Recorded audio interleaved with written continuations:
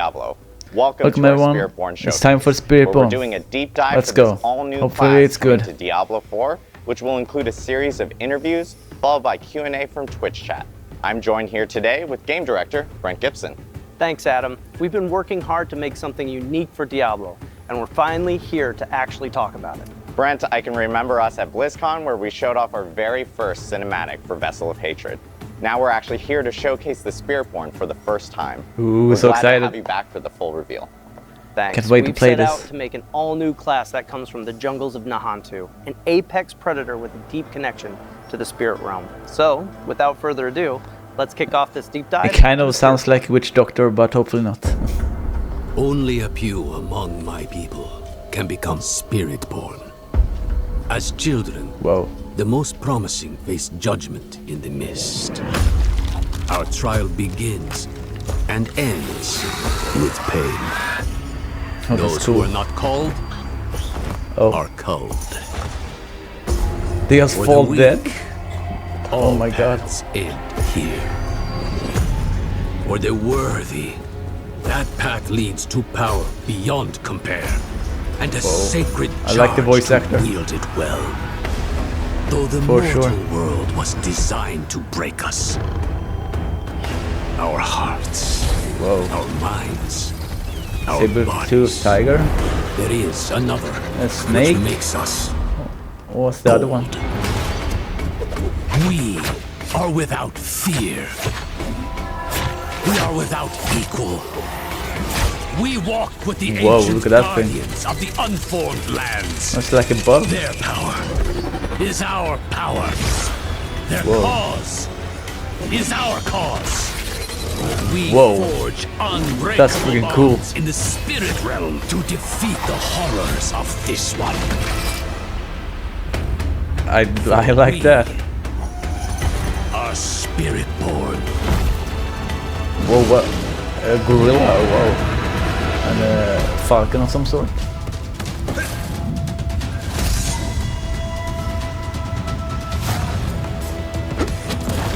Kind of like a falcon when I jump off the tiger.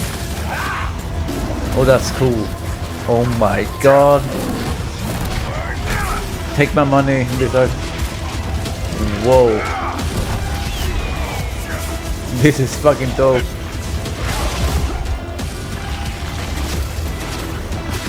Oh my god. Look at that like centipede. Whoa.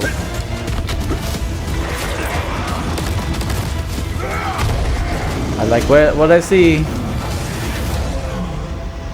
Whoa. That's dope. Wow, and there it is, the first look at the Spiritborn, the apex predator from the jungle. And that's all we get to see, Awesome or what? Finally No. show it off, and what an incredible trailer. To talk more about the Spiritborn, we would like to introduce Eleni Rivera Colon, narrative designer on Diablo 4. Welcome, Eleni. Thank you. I'm really excited to be here to talk about the Spiritborn class. I'm also a little I'm happy to nervous. be here to watch it. We're live. We're doing this live here for everyone. But obviously, Eleni, we just saw here in the trailer with the Spiritborn, and we saw a little bit about that spirit realm. Can you tell us a little bit more about what that spirit realm is? Yeah, so, I mean, to put it plainly, the spirit realm is a place where spirits go. It's this deeply spiritual place that's a byproduct of Sanctuary's creation. So, as you may know, the angels have the high heavens, the demons have the burning hells, cool and art. we have the spirit realm. You know, we're hearing a little bit about the high heavens and the burning hells here, and players have What a actually cool seen set both with of those a places jungle, specifically. behind one. Kind of like, what Very does different. the spirit realm actually look like for players? Yeah, we really love this concept that the spirit realm is shaped by humanity. So if that's the case, the So many foundation new of that would guys actually be that Sanctuary. turns up on So the you could streams. imagine being in the middle of the jungle. They're and hiring new surrounded ones by for these everyone? tall trees and these I wonder. ancient structures. And when you cross over the veil into the Oh, spirit look at the realm, art. you're going to see a ghostly reflection of just that. The big key difference is that you're going to see all the spirits and the creatures that exist there. Yeah, there are these massive creatures that protect the realm from spirits or they protect the realm and the spirits from corruption. So the Spiritborn class have this harmonious bond and connection with these massive creatures that are called the Spirit Guardians, and they work together toward the land.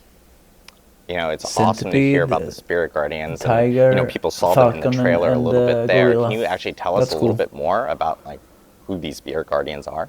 Yeah, so if the spirit realm is shaped by humanity, we love the idea that the guardians are formed from human belief. And so if you're trying to survive in the jungle and protection is a thing that you are pouring all of your belief, your hope into, that belief it's magical. It's got power in itself, and it can actually create a creature that represents that. It could represent protection.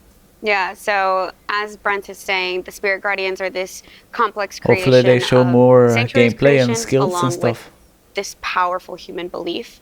And not just talk Spiritborns about devote it. their entire lives strengthening this incredible bond, because these Spirit Guardians are powerful. It's this idea, right, of what these gods look like, and so they can help protect both the realm and Nahantu.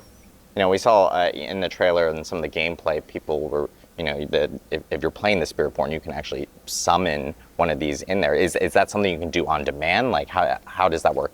Yeah, you know, very early on in concepting, we saw this one piece of a simple warrior raising their staff Whoa. above their head, and this massive spirit creature forming behind them, and that really became the lightning rod to a lot of thought-provoking ideas. I mean, we knew what Wonder we why we wanted didn't to do get the cobra or mechanically with something. the class. That But would be cool. that image really solidified that the idea of summoning a god into battle was really cool. And that actually became the cornerstone for a lot of our development from then on out. Yeah, so talking about Spirit Guardians and summoning them, the Spiritborn class can summon 4 Spirit Guardians. The first one that I want to talk about is Razoka, and this guardian manifests Razoka. in the form of a jaguar. So the belief of courage and ferocity, striking on the hunt, attacking a kill with no fear or More reservations. gameplay, please. The second one is No. Balazan, appearing as this massive centipede. Whoa. The belief is balance and persistence. So although some people might see it as fear, it represents harmony and balance, so the give and take of life. And then we have Quatli. The manifestation of this is a majestic eagle, right? do So like that to one. represent awareness and finesse, For sure. soaring above it all, having keen awareness of its surroundings, and acting with intent. And then the last one is Woomba. This guardian manifests That in one a is cool too. powerful gorilla, so this beacon of protection and strength, and a movable force that holds its ground and sustains under pressure. So it's great because we've heard a little bit about the spirit realm. We've heard about these 4 awesome guardians. Can you tell us a little bit more about kind of the star of the show now, the Spiritborn itself? Yeah, so I think before we really dive in, I want to talk about Akarat, who's Ooh, really dive important in. with the Spiritborn. Before we dive in, and that the Spirit sounds like realm. more gameplay. For those who don't know, Akarat is this prophet that believed in the human experience and that it gives us this unique power. We have this light within us. And that sword. light gives us the ability to question and to doubt and to challenge. When Akarat made his way to his mother's homeland in Nahantu, he felt this strong otherworldly presence, and he would spend a lot of time with one of his apostles, Isavete, trying to uncover what this mystery was. What was this feeling when he got to the realm, or when he got to the land Many of cool Nahantu? names. Until he eventually discovers this veil, and that's the veil between the spirit realm and sanctuary. And he realized that this was this untouched place from neither I like angels the or sound of demons. this They a had lot. never really had any sort of influence sure. there. So Akrat and his dedicant Isavete would spend a lot of time studying, and he would be the first person and living being to cross this veil. And then after Akrat died, his apostle would then take on the mantle and then found the Spiritborn traditions that we know today. You know, hearing about the Spiritborn, and of course, I'm sure this is a burning question from the community, but the Sanctuary has a long and storied history. Kind of, where have the Spiritborn been throughout all of this? Yeah, so for anybody who knows the lore of Diablo, this region is no stranger to Mephisto, right? So if you go back to Diablo 2 and Correct. you look at the story there, his original soul stone was imprisoned in this place. and its presence corrupted the Zacharan faith. It I really corrupted like the region, Kurust from and Diablo 2. the Spiritborn remember this, and so over the course of what's been happening in D4, they've decided to stay at arm's length out of fear that history might repeat itself. Yeah, so like I said before, this is an untouched realm. It's pure. This is something so sacred. And with Nerel coming back with the Soulstone, this is a huge problem for the people of Nahantu, but specifically the Spiritborn that are trying to protect this land. Yeah, and at this point, with him back, they have no choice but to rejoin the fight. Yeah. Yeah, it's incredible to hear more about the Spiritborn and where they originated from. And of so course, they have thank been you, neutral Eleni, in for the taking us into war, the Spirit maybe? realm in itself. Until now. You know, we've talked about the new class and how that was created and what they've been up to. Next, we're actually going to take a look at how the art and concepts were designed. Gameplay, Blizzard, gameplay. We want to see gameplay, not the art. As much though. But it looks cool. It does.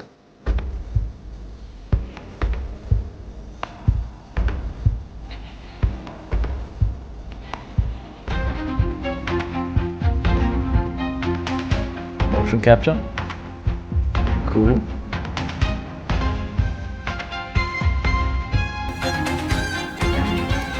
I really like the animations. That's for sure. We are now joined by my blood brother, art director Nick Chelano, who is here to show us how the Spiritborn visually came to be. Nick, thank you for joining us today. Thanks, Adam. I'm really excited to talk about the Spiritborn finally. I know, it's been a long time coming. been a long time coming. Nick, will you tell us a little bit more about like how this class came to be, especially from the art side? Yeah, you know, first of all, like that trailer, like what an origin story for a Diablo class. Like you got to go into the jungle, you answer the call, you're cold. Like it's pretty rock and roll, and on the art side, like we love that stuff. So I think when you go back to like what Eleni and Brent were talking about, we really want to capture everything they just mentioned from a visual standpoint. So for us, it's about trying to infuse the Hantu, the spirit Cool, realm, different and armors. a martial arts feel into the class. Brent mentioned that like kind of That kind of sounds like Monk. that's something Come that on. the art team really Martial focuses arts. on. When those moments happen, we really lock into that and start to do a lot of iteration. So like, you know, concept will start casting a really wide Whoa, net. that's a lot of But claws. when that happens, we really start to bring it in and we start to really do a lot of concepts around that so that we can kind of get that tagline that the team needs, which is like creating the living, breathing embodiment of the spirit realm. Yeah, and it's really, you know, after we get past that initial inspirational piece, we Oh, want to like snakes, drill down into finding that going iconic backwards piece. to And the so back. when you look at some of the imagery that cool. we're showing today, you can see how we're taking that embodiment and we're bringing it into all Very of the nice iconic art, though. look of that character. But I know We about wanted a that's class the beak. that wouldn't I've never been a necessarily fan of wear beaks armor and to stuff. protect themselves, but rather become the guardian that they're But all that about. snake And so art is if really you're cool. into the jaguar, you're wearing the jaguar helm. That's for Your sure. markings are the spots and patterns that you would see on that creature. The way that you move through the jungle would also be Wonder a if big part your of that package. armor And then actually once we have change that when iconic you look, invoke a spirit or we something. can actually roll it out to the rest of the team. Kind of looks like Yeah, it. that's really the DNA of like where we start going. Like those iconic images drive the entire art department at that point. And that's our North Star. Whoa, we can a move into stampede of things like, centipedes. how do we get the spirit guardians Look at the gorilla. on screen? It jumps how do with they you. fit into the combat? If you think about That's the cool. eagle, you know, Jumps or full eagle swipes show with up? you. Is it just feathers? Oh, that's how do cool. we represent that? And how do we like ramp that up through our visuals so you can start with something, you know, a little more on a certain scale and get to this like epic moment. We also want to explore, you know, visually, like visual iconography at the same time. So while we're doing all that iteration and stuff with the iconic looks and the skills, Whoa, I we're like also the starting to helmet. get into That like, looks cool. what is the identity of the class?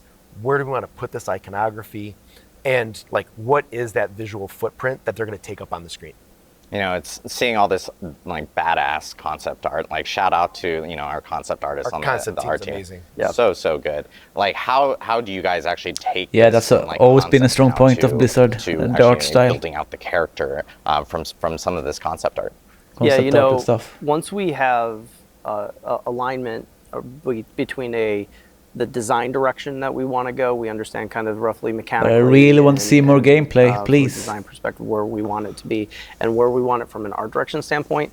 We sit down with each department and we actually roll out the idea. I think We all of pitch us them, are sitting and here. we're like, hey, Show us gameplay. Show us and really gameplay. get them to understand where we're trying to head. We love the so that art, when but we they want to go see off the in gameplay. their crafts and make the best work that they possibly can make, the sum of all the parts end up with a killer class like the Spiritborn.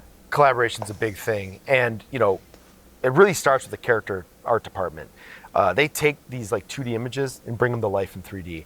They will start to figure out materials, the fine details of how our armor's crafted, to like big silhouette shapes. One of the interesting things about this class is we started to recognize that like the helms, the gauntlets, the belts were really great places to like hone in on those like visual elements. Yeah. And another nice thing is like the armor really started to kind of come into the space of being very functional and practical. You'll notice that like the legs are kind of open, the upper body's kind of open.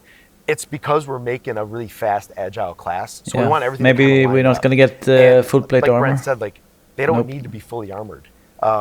They are protected by the Spirit Guardians. Their offense is their defense, and it shows when you play it. Cool. Speaking of fast and agile, we moved to Tech Art. Tech Art really is the team that will kind of find what our limits are and kind of allow us to break them a little bit. So they do a lot of range of motion tests. They're trying to figure out how we can get really dynamic poses, really dynamic lines of actions, and we want to push that because this class really needs us to kind of be in the spot where we're like kind of pushing the boundaries of what we've done normally.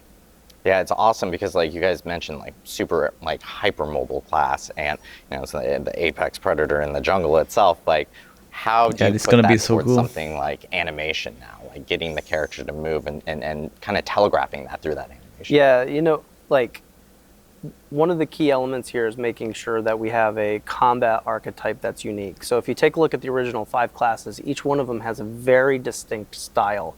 And so when we were thinking about the Spiritborn, we naturally went to martial arts. And what does that mean for the movement through the jungle? And actually, I feel like we found a really good pairing there. Yeah, like the animation team, like they went crazy with reference. They were looking at Muay Thai, Taekwondo, to do their homework. Kickboxing, boxing, karate. There was a stunt woman that did these amazing like reference materials that we saw. And the really interesting thing here is we're not trying to like just mimic a martial arts style. We're really trying to find the best pieces of them and see with where the they phone. fit. That's how weird. can we manipulate them? How can we rearrange them in ways that make a really unique and interesting fighting style for the Spiritborn? Once the animation team has that, and like they, again, they have a wide range of options that they're looking at, they start to figure out like where it fits for each guardian. So, for example, the gorilla is blunt force, lots of strength. The jaguar is cleaves, multi-hit combos, aggression. The centipede is like open palm strikes for applying poisons and unearthing things from the ground. And the eagle is about really precision movements and repositioning on the battlefield. So like they nailed it. AKA exploded palm? Honestly, it's like the combination of all the things that we put together. We'd been talking about, it's like we've almost invented our own martial arts style for Diablo. And we've been talking about this That's a big last claim. few days with all the people that we've met with. And they actually said, hey, does it have a name? And currently it doesn't. So like for those of you at home, if you got ideas, check out the Spiritborn gameplay and like if you have names, suggestions. What gameplay? we got to name this thing. Exactly. We haven't barely seen any gameplay. Well, we've heard about concept and we've heard about character art, tech art, and now we just heard about animation. I always call it kind of like the frosting on the cake, and that is kind of VFX, and that makes everything kind of pop a little bit. How does Apex style? VFX actually play into something like the Spiritborn? Maybe that's a cool at this point, VFX is really they're an amazing bridge between like gameplay and the visuals of the game. Or Predator style. And they had a really important lift, which was to try to figure out like how do we represent like the spirit realm and these like elemental spirit guardians like together. What is that fantasy and what is that story we're telling? So Eleni mentioned earlier that like there's this veil, right? So we needed to understand like how do you get the jaguar, for example, to like come through this veil, show up in Sanctuary, and exit through the veil. So visually, we're looking at like what is the spirit realm? So we have this like kind of bluish white mist. They come in through the veil. That bluish white mist kind of like trails off of them. They become physical, the Jaguar's now engulfed in flames. It seems This like spirit the guardian, armor and stuff it changes kills everything on depending the on screen what that you can, use. like, that's around it. What And then spirit it do you exits use? through that veil That's and cool. kind of like transitions into that blue-white mist again. That's a fantastic story for us to tell. And it also allows us to start to understand like what are our pieces with the VFX and how to then ramp up our basic skills to be maybe lean a little more into the elemental side, our core skills. We start to like kind of blend the two together. You know, maybe it's like the gorilla fish show up and they look like that spirit element. And then they, you know, then you go into the ultimates where it's just like our spectacles like ramped up. And to be honest with you, like when it all comes together, like there is a feel to this class that is really awesome. Kind of like inherently martial arts has a rhythm and a cadence to it. This class has that. It's fantastic to look at. You feel it when you play it, and the art team, they killed it. They did a fantastic job. You would Yeah, really I gotta give to watch another it too, shout out to Blizzard. the Diablo 4 art Come team. on. Absolutely killed it. The Spiritborn is fantastic. It's great to look at, great to play. But Nick, thank you so much for walking us through the creation of the Spiritborn. A reminder for everyone watching from home, we'll actually be holding a Q&A at the end of today's Spiritborn Showcase, similar to how we always do with all our live streams. You can drop your questions in the Diablo Twitch chat, and we will try to get to as many of them as possible towards the end of the show. Not the same thing. Come on, Blizzard. Looks really cool, but we want to see more. Show us different skills and stuff, more in depth.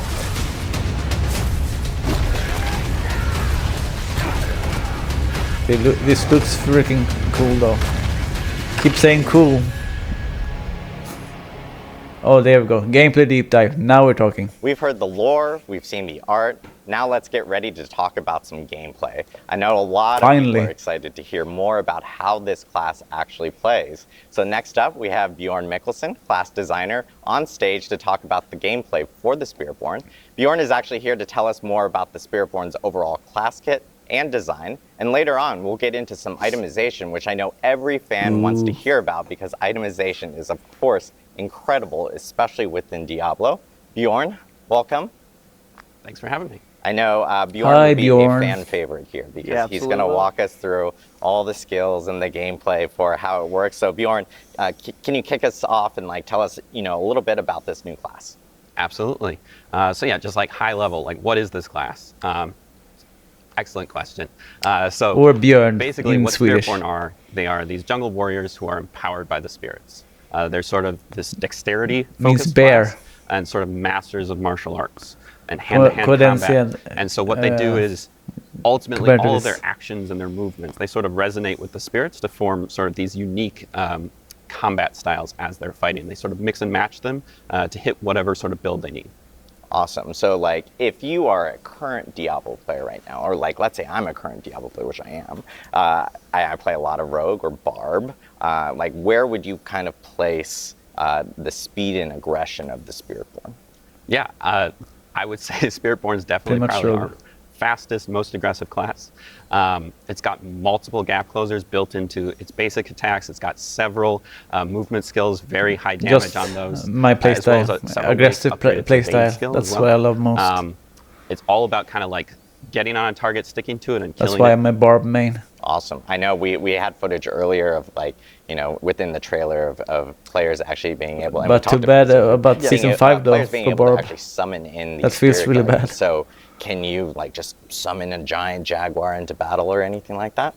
Yeah, absolutely. Yeah, kind of in addition to being these master martial artists, because they're empowered by these spirits, you'll see parts of the spirits, but then ultimately with the ultimates, the spirits themselves will show up on the battlefield and they'll empower you and deal damage.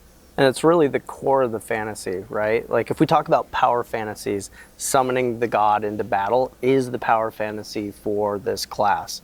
And one of the things that I really liked about that is that we were getting a bunch of feedback early on about making ultimates more meaningful, and we were actually able to do that with this class ground up.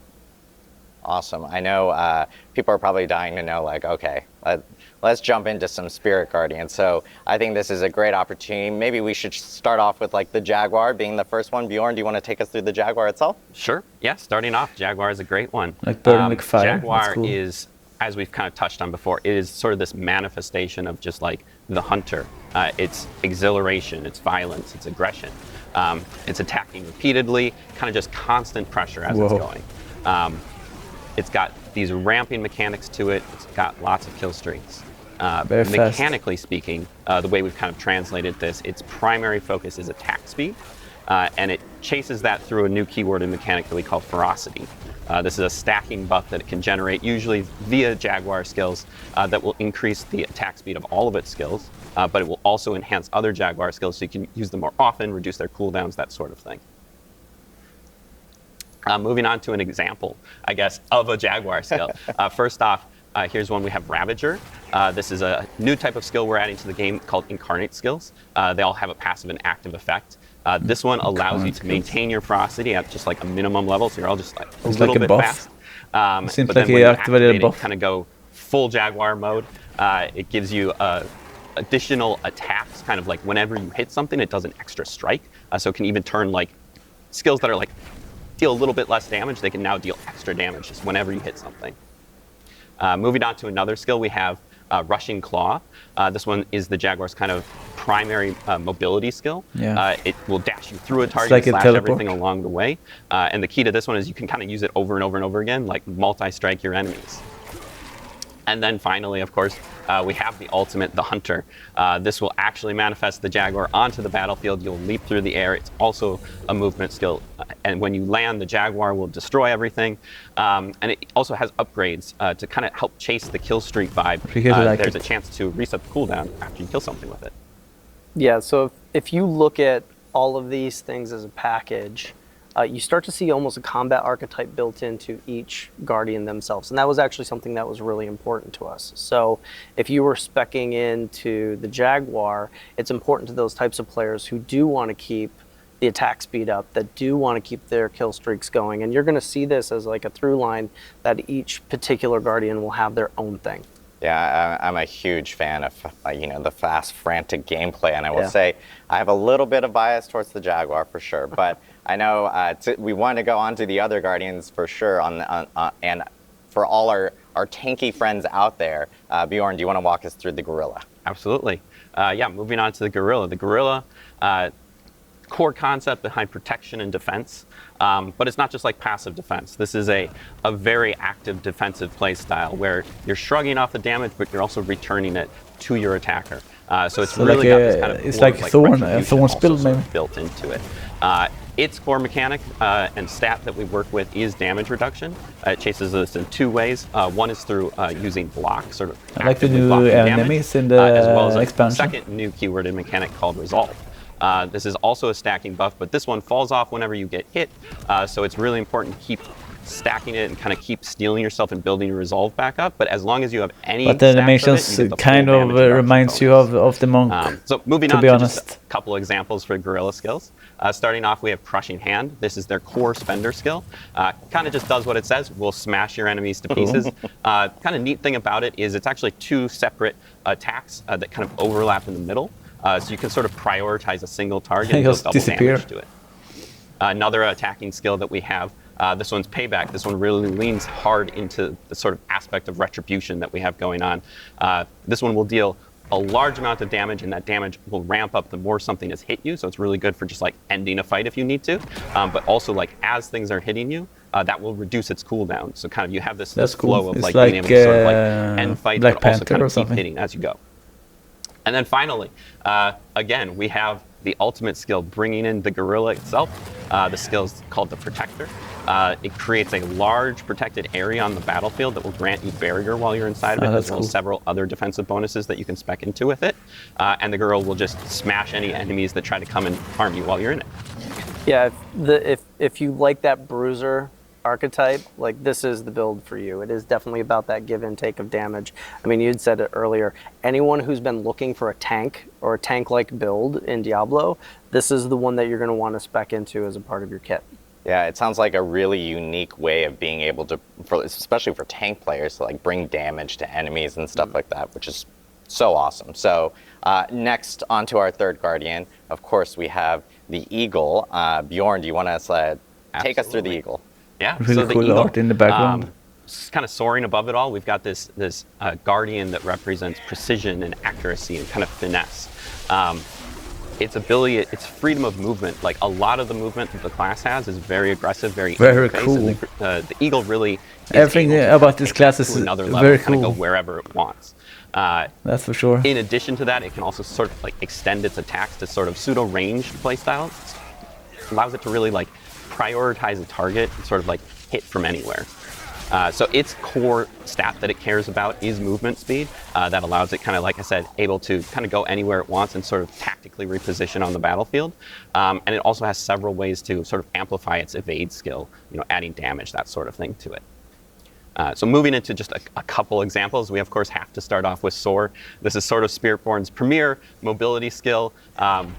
Takes you up into the air, out of the battle for a second, able to dodge mechanics with that if you need to. But also, because the eagle is all about kind of those big impacts as well, it will create a target area where you're going to come down and make those enemies vulnerable so that it just amplifies the damage when you land. Landing into the Jaguar or we have or this Razor eagle. Wings. This is a damaging skill That for the is really eagle. cool. This one has kind of this cool back and forth where it sends it out, allows you to hit something at range, but because it also returns you, it boomerang. sort of rewards you for the tactical positioning on the battlefield, so you can sort of line it up so it'll hit different Yeah, things. it's like Twisting Blade.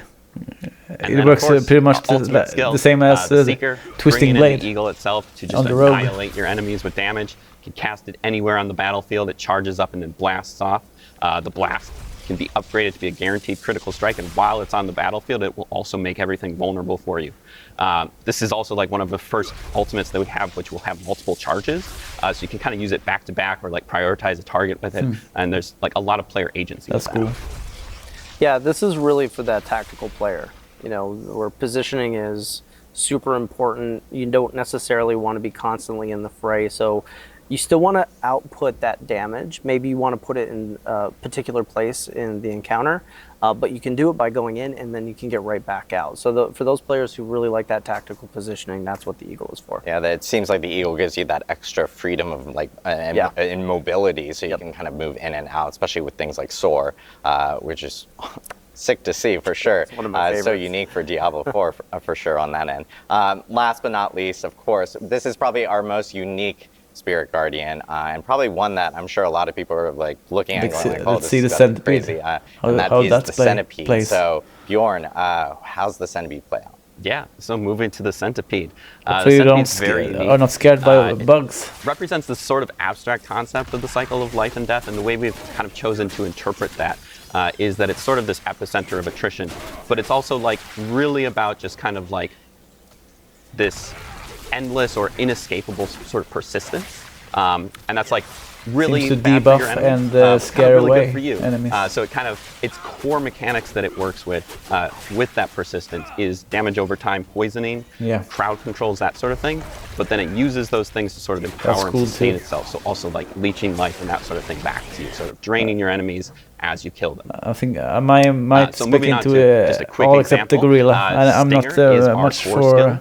For the centipede. tanking builds. This one does a large amount of damage in a small area in front of you, but the sort of interesting thing about it is that that damage will also echo out to any nearby poisoned enemies. So it kind of has this adaptive, like, dynamic like range that it has, sort of depending on like how much you've been spreading your poisons around the field.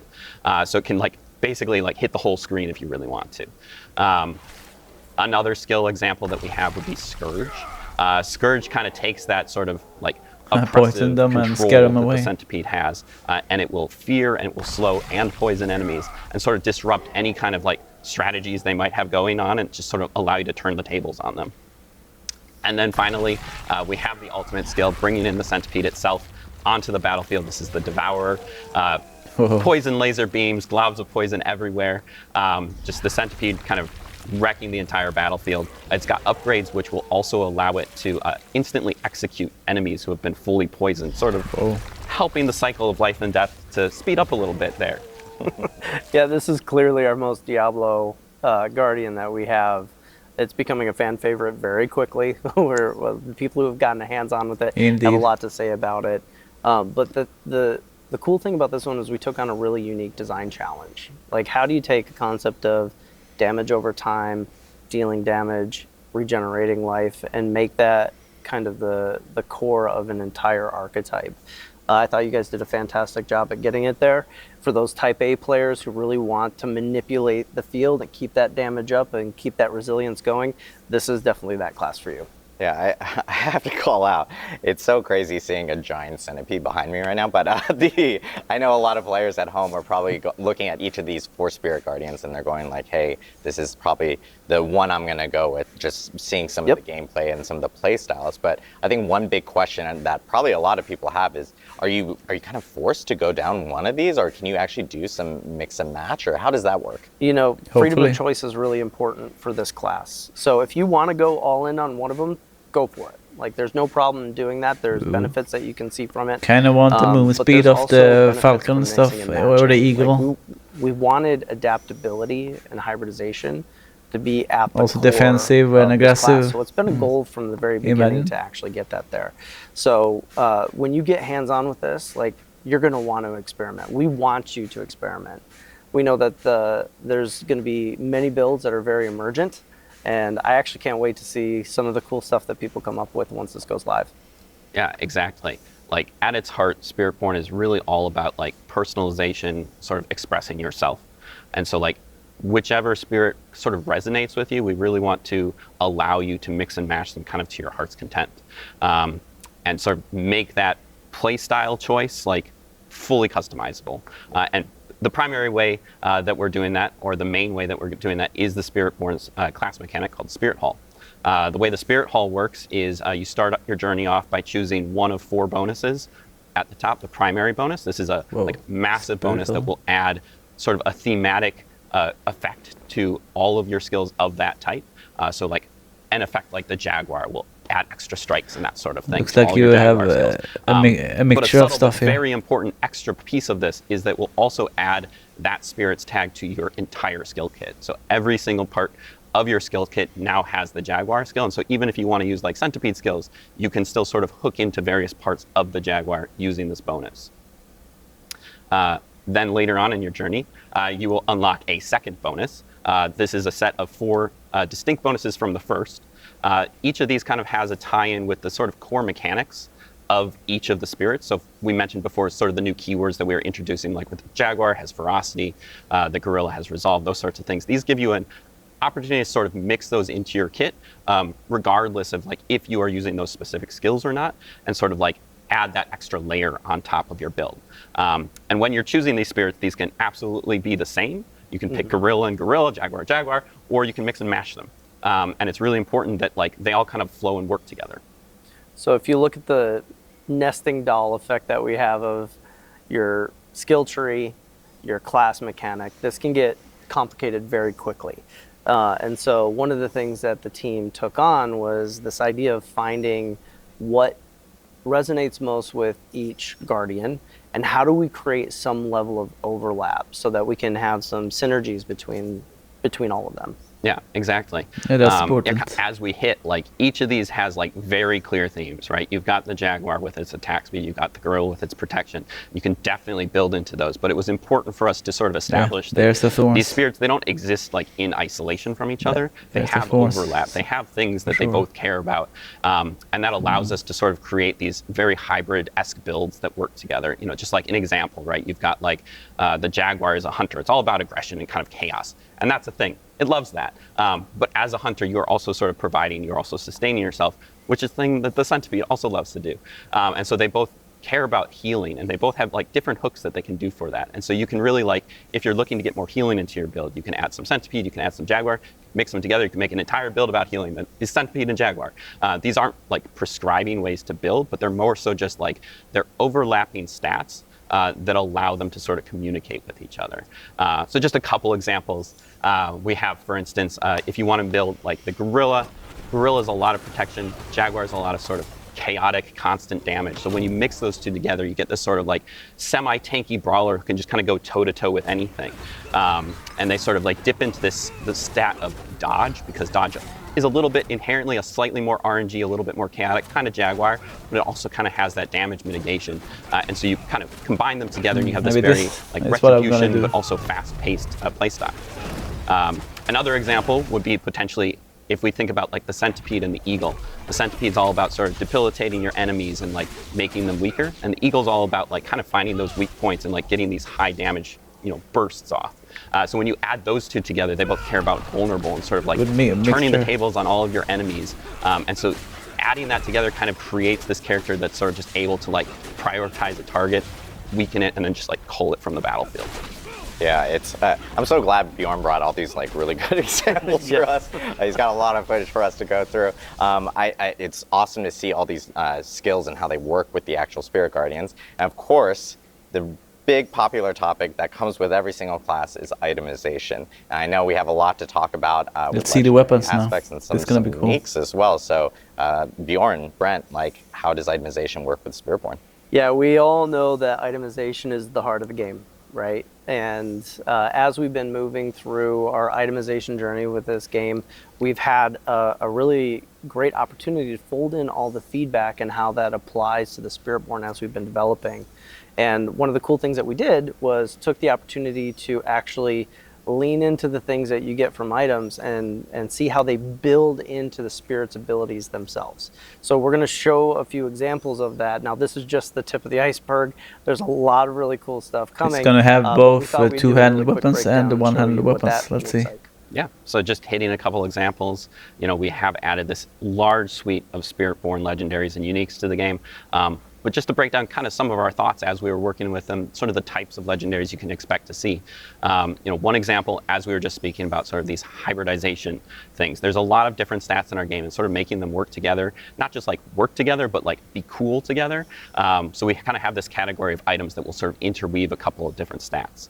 Secondly, we have our power augmentation legendaries. These just kind of let you take like your favorite skill and ascend it to its final form and just kind of like go crazy with it. And then thirdly, we have sub-powers. These are sort of things like, we think of them like rogue grenades, barbarian dust devils. These are sort of things you can sort of build around. They're sort of almost like skills, but they don't exist in your skill tree as things you can put on your bar. And then finally, we have our unique items, which are there to enable you to sort of make the craziest builds you can think of. So moving on to a couple examples, just kind of one for each real quick. We have Tormentors. This is an example of a hybridization legendary. This one interweaves poisoning and thorns together, kind of in an interesting way that'll allow you to apply your thorns, in a different way than just like having something hit you all the time. It's great. You can probably see the connection. Gorilla, Centipede, they'll love this sort of thing. Moving on to an example of a power augmentation, we have Bristling Vengeance. This takes the payback seal that we kind of hit on before. Usually it's like a smaller AoE like right in front of you that just hits one enemy, but this one really allows it to sort of like extend its range, hit multiple enemies, as well as apply your thorns over an area. And then thirdly, we have an example of one of our sub-powers. This one's called a Pestilent Swarm. The cool thing that we're kind of trying to out with each of our sub-powers is there are multiple legendaries for them, and they sort of allow you to customize how they work. So there's like one that'll let your Pestilent Swarm like poison enemies, one that'll make it spiral, one that'll even make it orbit. You can sort of like combine those, like you can have it orbit and spiral, or poison. You can just have it shoot off, kind of whatever works for your build. We really want people to be able to experiment and play with those sub-powers. And then just a couple of teasers, some of our uniques.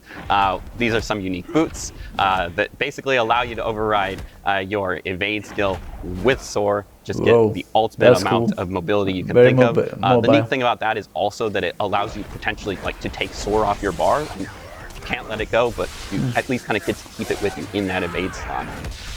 And then another example would be our unique quarterstaff. Which is one of the two weapons we're adding with the Spiritborn. This one sort of allows you to ramp up your basic attacks. Spiritborn's basic attacks are a little bit special. They're kind of really cool. They're these 3-hit combos, and each third hit does like a special thing. And this specific unique basically lets you get that third attack all the time. So then we have to take their third attack and make it a triple version that almost turns them into a different skill entirely. Yeah, this is awesome, seeing all the couple of examples of uniques. As Brent mentioned, this is just kind of like the tip of the iceberg. I personally would take the soar boots all day. Being able to use, soar as an evade is absolutely amazing. But I want to give a huge thanks to Bjorn for walking us through all the skills, especially associated with the Spirit Guardians, and of course, the itemization across the whole entire class. We will actually have an extensive look for the entire community after the show on our blog. It will provide a great amount of detailed mention here immediately following the stream, so you can check it out and do a deeper dive with the Spiritborn yourself. Now we're going to bring back everyone to get into our Q&A for all things Spiritborn. That's all we got to see. Very interesting. I love the different mechanics, different spirits, how they work, how they synergize, how we can mix and match. I love the art of the class, the feel of it. It's just it's just my playstyle mixed with the defensive that is very important for high pit clears and stuff. Yeah, this is probably gonna be a very cool class to play. That's for sure.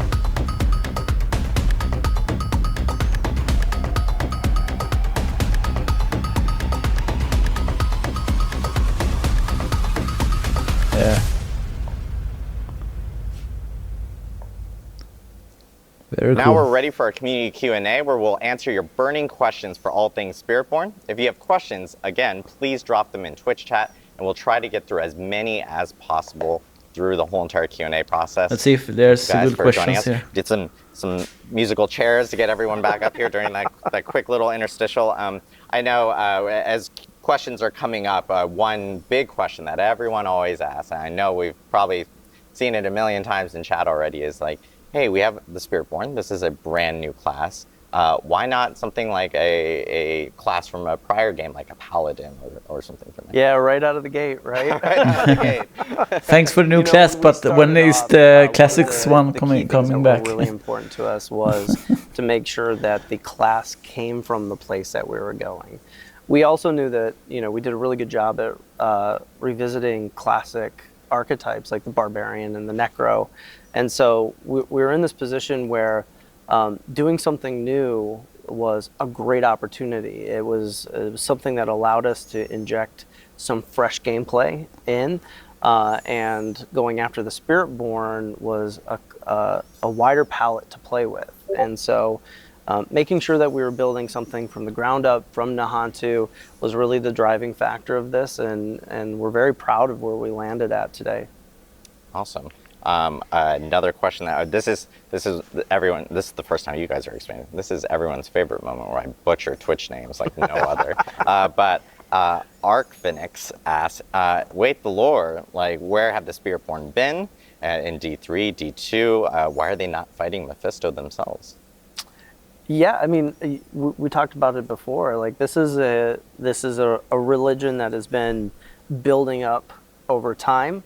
They're a little more secluded, and really one of the things that we looked at is like the early exploration of Akarat, right? Yeah. Like there wasn't much development that was going in, so that was like a new frontier for us to work with. Yeah, and in general, the Spiritborn, which you'll notice when you do play the game, they are very scattered throughout Nahantu. It's not like they have this massive presence where you walk in and you're like, there they are. It's like a little different than that. They're hidden, they're in the jungle, and they don't necessarily want to be seen. And this has sort of been the idea this entire time.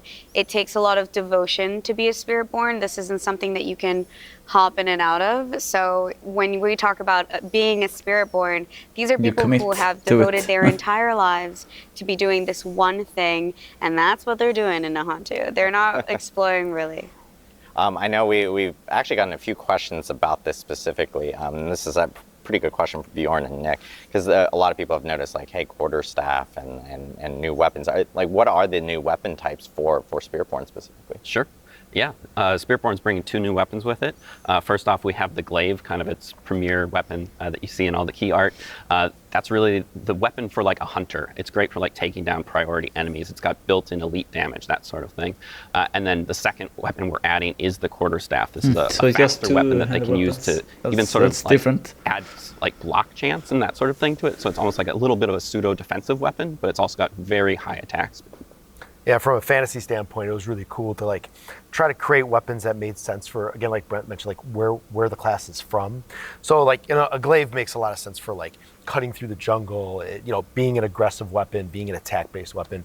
The quarterstaff is really cool because it's like, you could imagine like, how do they train with this? They probably found like really strong branches from like trees that were really important to them, and they start to like train with that, and eventually they kind of start to perfect that craft and that bow staff. So there's a lot of really cool fantasy that we can like the art team can really dig into.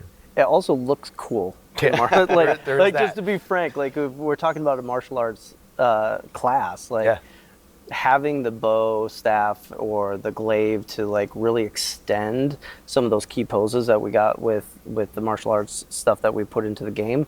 I mean, it looks really good. Yeah, it's awesome to see like new weapons for the Spiritborn with Vessel of Hatred. So another question that we have here, this is from Bucko351. Easy name. Question, what's the difference between the Spiritborn and the Druid class? The Druid class currently has bonds with like the stag, the wolf, the eagle, and the snake. Like what's kind of the changes between that and something like the Spiritborn? Yeah, I mean, when it comes to the Spiritborn, you're not necessarily turning and into the similarities this, between the animal monk that too. we're talking about. This is a spirit guardian that lives in the spirit realm, and you're channeling this spirit guardian, and the manifestation that we're talking about is what comes out. So when we talk about like ferocity or something, that's something that you see in the jungle, right? So you have this jaguar that's recognizable, and that's this manifestation. It's the best way to show that. So if we had a different belief, then it would manifest in a different way. Versus the druid, you sort of really encompass the entire animal. And you see that in the gameplay quite a bit, where I think, Nick, you were mentioning before, where it's like, yeah, I have this bond with the centipede. When I call him in, I call the centipede in to deal with this side of the combat, and then I go off and I start managing the other side of the combat. So you really see this like combat partnership between the Guardians and the Spiritborn, which is incredibly I think it's different enough. We got a question here from Pat the Dewey. They're asking, we've seen 4 Spirit Guardians. Are there other Spirit Guardians that were considered potentially? Yeah, look, I'll spill the beans. I'll talk about it. You know, when we're choosing the spirits, we played around with a lot of concepts. Yeah, I would have liked a cobra stuff that weren't for sure animal-based. We talked about, okay, if I'm from the jungle, these things would probably represent things I know, which brought us to animals. And when we think about protection and strength, we originally had some conversations around an elephant. Like, what does an elephant mean? If there's a animal that represents like family and protection the most, the elephant is one of those. The gorilla was also being talked about at the same time, and they mean the same thing. So when we looked at them side by side, that really came down to like which one can convey the best powers, what gives you the right movement and visuals that you would need for the power set itself. Yeah. So I was just going to say, we spent a lot of time trying to figure out, like, there's a lot of collaboration, and sometimes art will inform design will inform art. So I think this is a great spot where, like Brian was saying, like, we're looking at a lot of different things, but like when you think about Nahantu, when you think about like the canopy of the jungle, and you start thinking about how does that protect what's in the jungle, like the gorilla just made a lot of sense, like thematically. So like we start to find those moments, right? And you think about the centipede, it's like there's like the ground and the roots of the jungle, like what comes up, there's insects. So, you know, we spent a lot of time like exploring that. But when you think about the gameplay connection, poisons, fears, right? The centipede, that this like life and death kind of cycle they talked about, like the centipede makes a lot of sense. So we really start to try to connect the dots in really interesting ways. And those are the ones that really stick. Fictionally, the idea that these things are created based on human beliefs, we believe in more than 4 things, right? So the idea that we could expand this out well beyond the class, we've developed more lore than you're actually going to see in the game for the Spiritborn, because we want this thing to live beyond just Diablo 4. Awesome. I know this is that a hint that they are going to do test his skill knowledge here. Diablo 5, question from 6 Tourney and Fire 7 was, or something? does the echoing poison effect work on enemies not poisoned by you? Is there like a radius limit? Like how does it work specifically? Yeah, there's a small radius limit to it, but that can be extended through things like tempering and that sort of thing. It will do any poisoned enemies on the screen. Oh, nice. That's cool. That sounds crazy. So yeah, and then we have a question from Crawling Out of the Spiral. This one's a lore question specifically. Did Mephisto know about the veil between Sanctuary and the Spirit Realm, and like the corruption within the jungles during Diablo 2? Like, was he able to sense it during that time? I know we had talked about like the Spirit Realm being this pure and like untouched place. So. Yeah, we can definitely assume that Mephisto knew there was something there. When it comes to the lore of Nahantu, there are a lot of protection that happened during Mephisto's corruption. He wasn't able to break through the veil, so that is something that, that's why it's so dire now. But definitely he had this feeling for sure. Question for not MVP. How does the resource for the Spiritborn work? Do they generate never showed passively, or how does that work specifically? Sure. The Spiritborn's primary resource is called Vigor. It does not inherently recharge passively. You'll generate it by using your basic attacks. Okay. But sort of like the key with Spiritborn being very customizable, like one of the first choices that you'll be able to make in your tree with your basic attacks is you can sort of like customize like how you will build the spirit beyond that, whether it's like by poisoning enemies or by blocking damage, that sort of thing, to really like kind of make the resource work the way you want it to work. And then later on, there are also some uniques that will allow you to further customize sort of like how your build influences the resource generation. Awesome. I know people, we just talked about the weapons and stuff, and there's like follow-up questions of like, are the Spiritborn only using two-handed weapons for this class? Yes. Yes. The short answer. Yes. Short and sweet. Yes. Other question that we're yes. getting is, is there like a special quest for before you can actually start a Spiritborn or create a Spiritborn? Or are there quests that are maybe specific to the class itself? Yeah, well, we're going to definitely be introducing the class mechanic similarly to the way that we introduced it with the other classes. As far as the beginning of the story is concerned, we really want to jump straight into continuing the chapter of hatred, right? Like what happened when Narel left. We want to jump right into it, get right back into the story, and so we're going to pick up from the perspective where Narel left off. Awesome. That was a question from Agar. I forgot to throw out the name. Please. I do want to give people shout-outs when they do actually ask the names. The Grim Knot asks, does the Spiritborn have ties maybe with the Witch Doctor in any type of way from Diablo 3? Not at all. When Brent is talking about creating something new, that's what we wanted to do with the Spiritborn. That also meant really diving into lore and figuring out a separation for freshness. We wanted to still bring in things that were familiar from D2 and just lore in general that we know about, but when it comes to the Spiritborn class and the traditions of the Spiritborn, they're very new. You get a chance to explore it in the game, and you'll see that they're very different. Awesome. Azeron Blood Moon asks, how much is the monk inspired into the gameplay of the Spiritborn? It's we always look back and we can find like a lot of reference, or we could be in some of the animations. I think when you play reminded the class, you of monk so much. It's so unique. It's so fresh. The gorilla style. They did exactly the force palm animation and stuff. Maybe of looking at like martial arts at just the core, it just kind of goes off in its own direction and kind of redefines that space.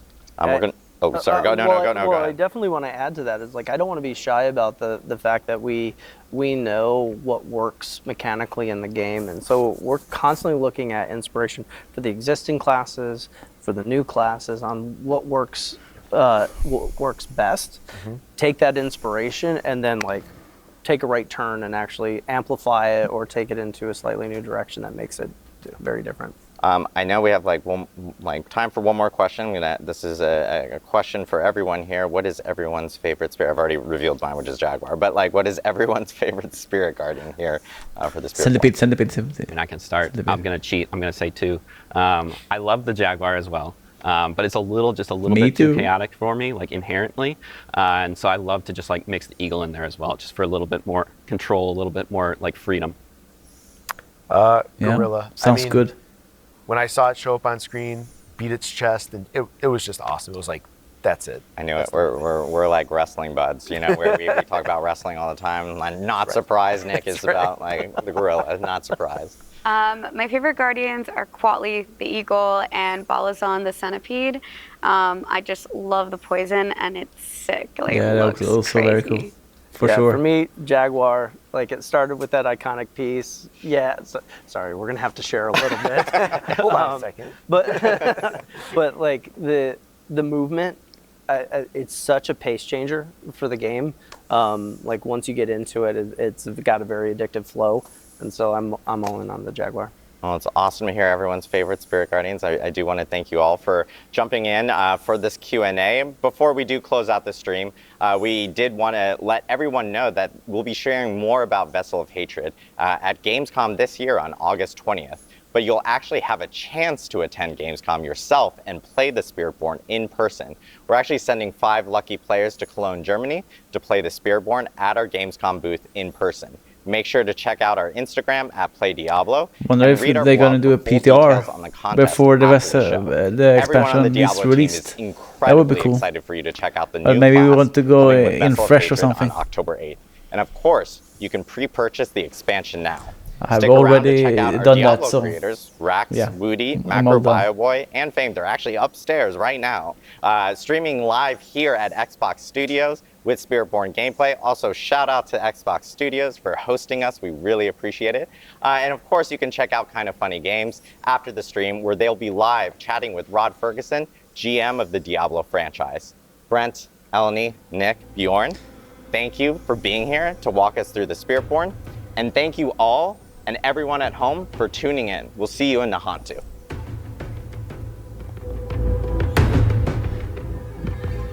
that was really cool. I have to admit. All that I saw made me very, very, very interested in playing the class. Let's just go back and watch some cool some of the stuff we just saw. Just from the origin story, that they are recruited as children, and I almost got a Witcher feeling from it. Because that's pretty much what happens for Witchers when the kids become Witchers as well. So I love that. It's a very cool origin story, and all the jaguar, and the gorilla, and the eagle, and the centipede. Everything looks so cool. Look at the art. Their power is our power. Their cause. It's so cool. For sure. All of your belief, all your hope into the spiritual lore of it, it's how magical. they it's got live, how they learn all their stuff. It's just it's intriguing for sure. The cool building of skills, all of that. But I kind of sad that they didn't go for a cobra. That's kind of weird. When they do have the art for it. Oh god, it's so white I can't see my pointer here. Yeah. All the different armor sets. I'm a little bummed that it would be even more cooler if as you choose a spirit that your armor of your character actually goes from light armor to a more heavy armor. But all these kind of armors are cool looking for sure.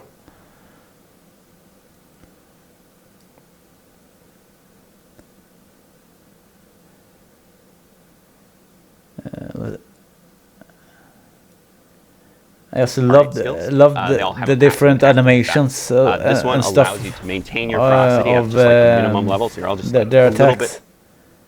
But then when you activate it, you kind of go. They really did a good job with animations. Additional attacks. It really looks like Claus when he swipe attacks and swipes and stuff. Feel a little bit like. I'm definitely gonna look into Jaguar. Maybe mix in Centipede or Eagle, because I love the mobility of the Eagle and the ferocity and straightforward attacking of the Jaguar. It chases this in two ways. One is through using blocks. But of course you can do a defensive brawler by mixing the Jaguar and the Gorilla. That's a cool playstyle too. And I love the unique, where was it? The unique shoes. Let's see. These shoes that makes you so you can at least dodge in a cool way. That's really cool.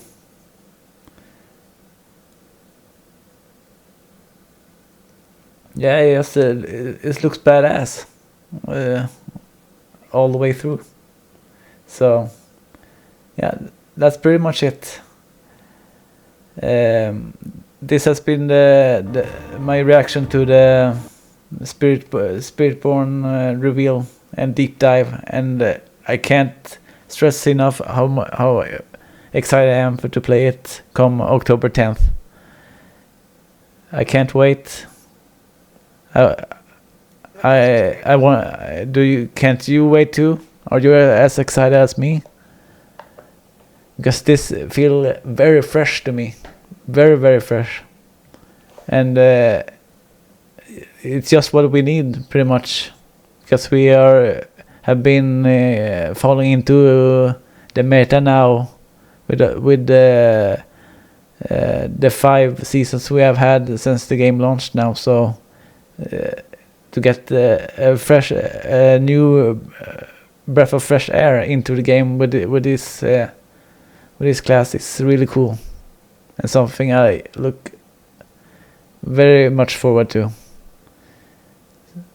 So that's it, everybody. Thanks for tuning in and watching this with me. This has been Genesis Gaming. I hope to see you next time. Thanks, everybody.